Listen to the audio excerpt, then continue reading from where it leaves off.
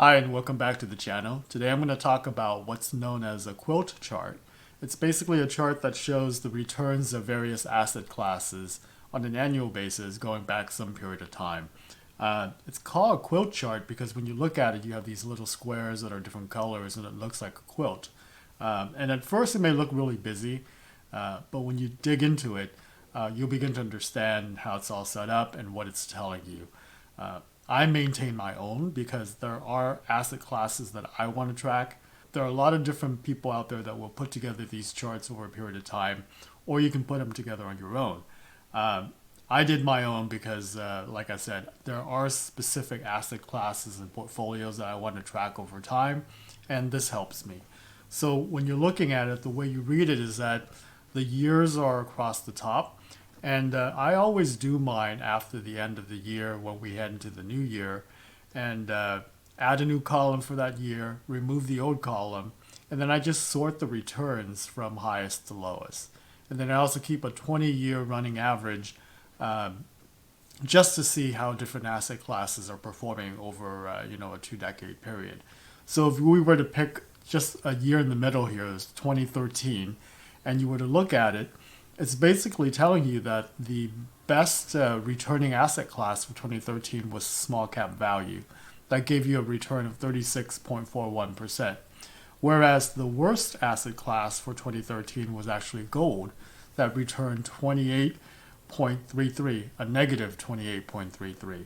And when you're looking at this chart, you'll be hard pressed to find asset classes that will maintain its position from year to year.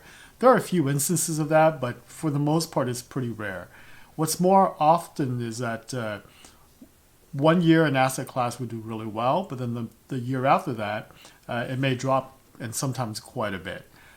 You can see this between 2017 and 2018 as an example, where in 2017 the emerging markets did great, almost 38% on the upside.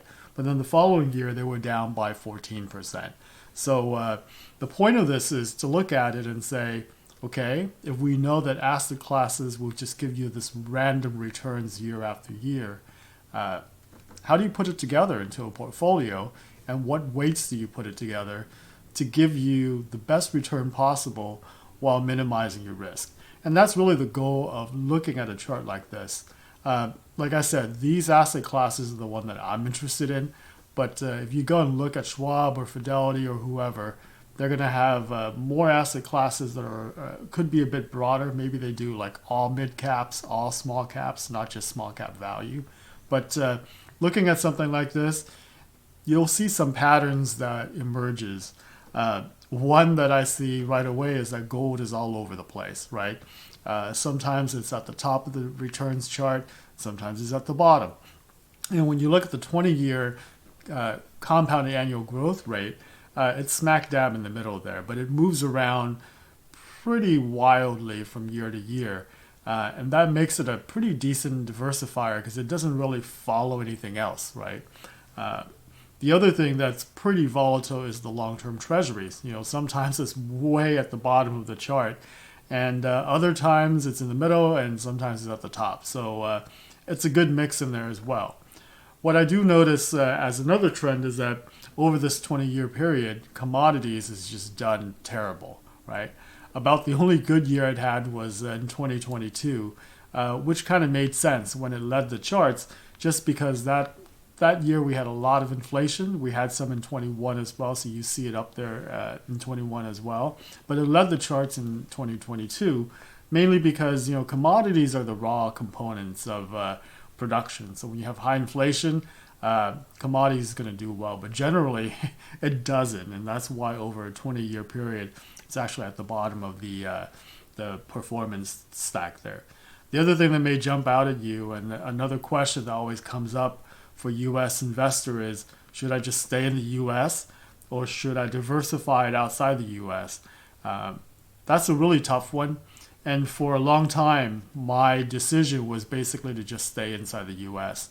And a lot of people will say that many of the largest U.S. companies are really, international companies. They sell outside the U.S., a significant amount of time.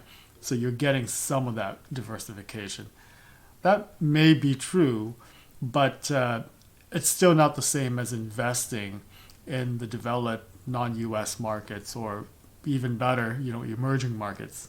But when you look at this chart, what you'll notice is that in the early 2000s, 2000 to 2012, let's call it, emerging markets and non-US developed markets did quite well. They were in the top or second or third place most years over that 10-year period.